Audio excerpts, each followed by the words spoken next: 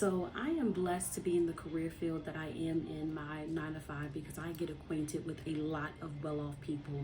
And I had the pleasure of interviewing a multimillionaire.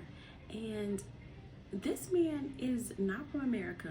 And I asked him, why are you able to come to America and surpass the natives, all the people that were born here? Me, why are you doing way better than me? And I was born here. And he said, one thing that I will say is that what I've noticed with a lot of Americans, you constantly want instant gratification. You will not put that work in. He said, I went to school for 8 years. I had never seen a weekend. I worked at a front desk at a hotel because checking people in was few far in between. So I check a person in, then I'm studying, I'm reading a book, I'm writing, I'm taking notes, I'm doing homework. Time go by, another person come in, check them in. Then all the downtime that I had, it was used for my study. I put in the work, and I knew that after this 8 year period, I would be good. What happens is when things don't happen for people in 6 months, in 2 months, in 3 months, even 2 to 3 years, they jump ship and try something new or they leave. He said, even with jobs, someone's going to offer you more money. You just up and leave. When the company that you were with, if you stay loyal to them, if you actually worked hard, if you put in that real effort, build the relationships with the people that's there, you could be making maybe a little bit more than what you would have been in the next couple of years had you not jumped ship. He said, what happens is people burn out fast. It doesn't happen soon. You should be able to do something for 10 years before you see results and be okay with that and really see it all the way through. He said, even the area that we're in, like that is developed, it was all farmland, and it cost about $20 million to build these buildings.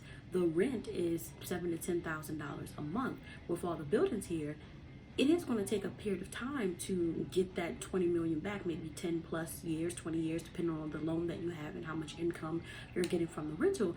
But in the mindset, it's like, okay, I put up 20 million in 20 years.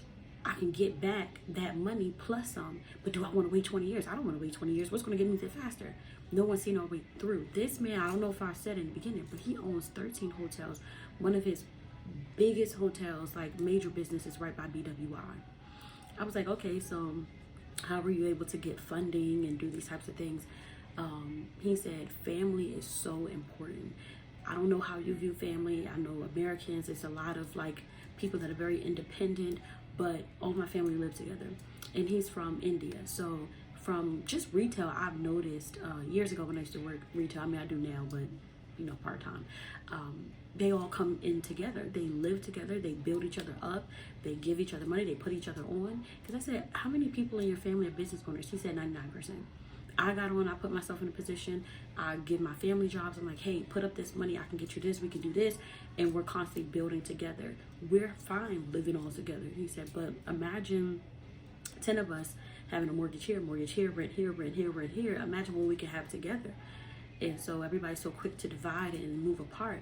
But your family, you should be able to call your family and ask for a loan. You should be able to call your family and ask for advice. You should be able to call your family and ask for support.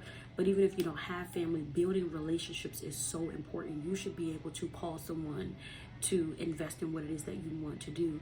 A lot of times we don't nurture relationships. We don't build relationships. We don't maintain them. And I mean, the man really spoke to me. He said, you have to be willing to put in that work. Like, you're not working hard when you're just chilling and relaxing. He said, I used to work 16-hour days, Saturday and Sunday, 8-hour days, Monday through Friday, and I was going to school taking 18 credits per semester. And I'm over here like, dang. I do believe in work-life balance, but sometimes you gotta just bury your head, put your head down, and just focus for a period of time, and you'll be able to get where you want to be. And he's, he loves investing. He loves what he does, but he's in a position to just enjoy the fruits of his labor. Like, the man is 52 years old. Like, that's so young. So imagine if you start now. We can't dwell on what we didn't do back then, what we could have done, what we should have done, how further we could have been. What are you going to do right now? So I woke up this morning. I said, get up, go to the gym. What are the habits of people that are successful? They work hard. They put effort and invest in their body and their look and their health. Your habits are what's really going to get you there. So whatever it is that you want to do, put that work in. I was doing interviews for, I guess, like 7 years at this point, But there's a period of time that I stopped. You have to be consistent. You have to be consistent. When you stop, you're starting that time period over. Keep going. It might seem like, there's just no point. It's not going to happen. But you clearly don't want it that bad enough. How bad do you really want it? How long are you willing to put in that time? A lot of times it just seems like all these businesses just popped up and they became something. It's like, no, look at Amazon where it started. That is years and years and years of trial and error, of work, of constantly just evolving your idea versus, oh, that didn't work. All right, let me try this over here. Oh, that didn't work. Let me try this over here. And that's why we're not progressing and getting farther enough, because we're not seeing it all the way through.